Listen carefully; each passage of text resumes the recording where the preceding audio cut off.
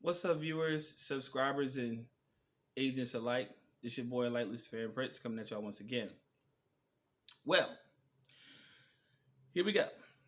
Before I proceed with this video, I'd like to put out two disclaimers before I continue with this video. I would like to say first and foremost, number one, first off, this does not constitute legal advice, nor does it constitute anything anti-government. The sole purpose of this information in this video is for informational and educational purposes only. And number two, if you're watching this video around children, then please, I will say this. Remove them from your immediate vicinity because my videos are not for children. Capiche? Capiche. Okay, let's get straight to it. Authentication of birth certificate. A lot of people have asked me over the past few weeks to do a video on this, and I was like, okay, cool. I delayed because things have gotten in my way and I've been a little bit busy, so hey, bear with me. But I'm just going to simplify it to make it very easy for you to understand why you're authenticating your birth certificate and what the purpose of authentication is for. And just those two outlines, it should be very simple. Okay? Now, when you authenticate your birth certificate, all you're doing is saying particularly is that it's just a certified, verifiable copy of a documentation that you have obtained this from a state or federally recognizable source. That's authentic. That's it.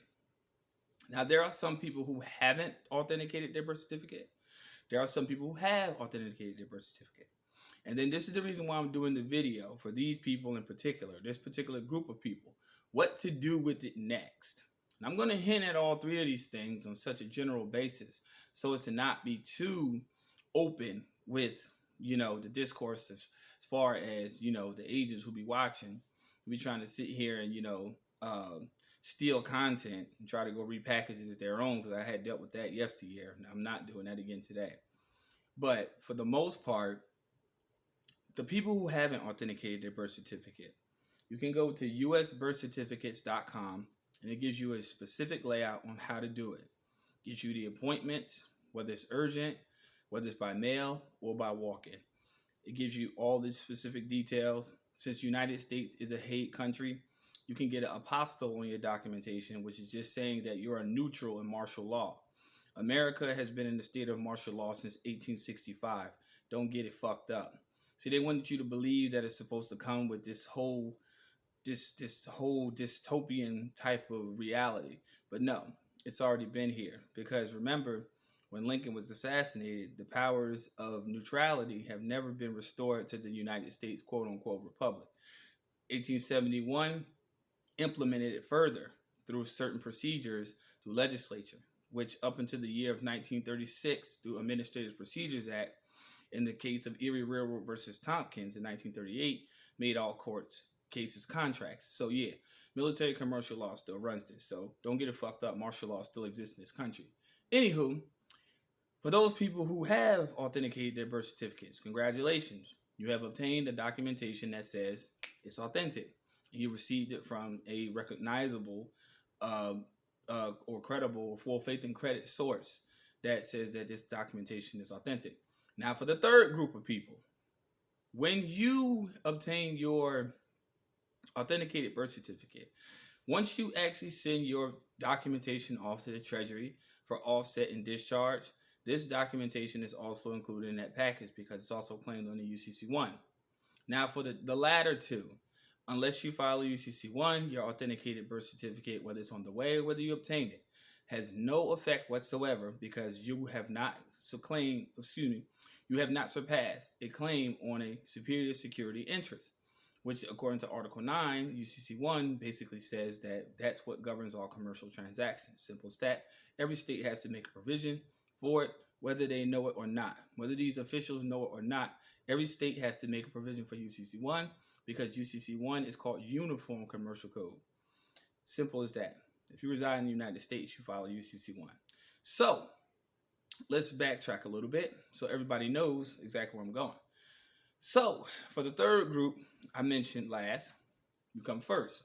Since you're the secured party creditor, you now establish what is called the set-off and the discharge packet to send to the Treasury. So This documentation is fundamentally one of the most important next to UCC1 that goes along with your discharge processing is set off by a registered certified mail. For the second group of people, the people who are authenticated, file UCC1 if you haven't.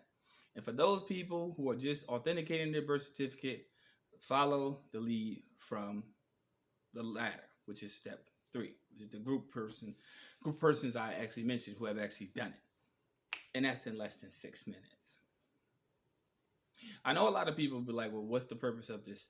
First off, the purpose of it is actually setting off and discharging your ledger, which is your Treasury Direct Trust account. I know people be like, well, that doesn't exist. Or they try to make it seem like because it says an account, they think that they have some funds that they can have access to. Well, that is not the case.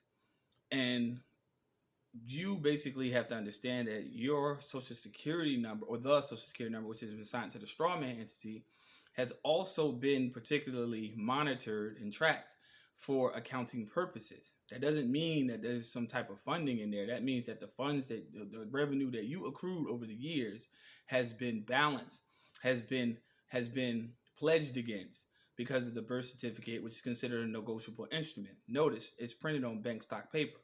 So if people say that this stuff doesn't work, or they're saying that this stuff's a scam or whatever, remember, this stuff was implemented by the government. So when you say it's a scam, just remember, we the people on the face of this continent called quote unquote America, we did not make this stuff. We did not make this stuff up.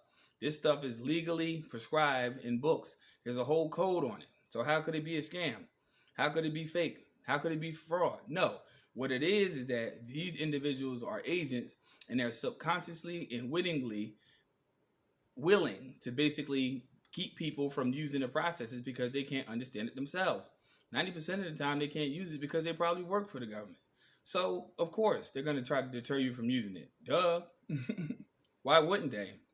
That keeps them employed. So, if you take your particular matters into your own hands and you enforce the secure party creditor as far as putting yourself out there in commercial activity and making sure you have a better standing and better provision for yourself in life, and things will turn out better for you. But if you want to listen to the company, man, then go right ahead. That's your choice. Just that fucking simple. More of the story. Follow your own advice. Do your own research. And make sure you test everything that you read. And please, stop regurgitating everything that you hear. Because everything that you hear, 90% of the time, has no source. Simple as that. First time viewing my channel, like and subscribe. Make sure you hit that bell notification so every time that I drop a new video, you'll get the heat too. Stay tuned for the next uploads. Peace, light, love. Agents, man, fuck you. Simple as that. Email me for serious inquiries only. And like I said, please leave your emails in brief because long emails I do not read. No, I don't. I like to keep it just as short as my video, very short. Even though there's a lot more I can discuss on this subject, I like to keep it short just to give people a general overview. That's what I would like for you to do. And you particularly, send me an email. And please leave a phone number. And you will definitely surely hear my voice. Trust me. Take care. Y'all stay tuned.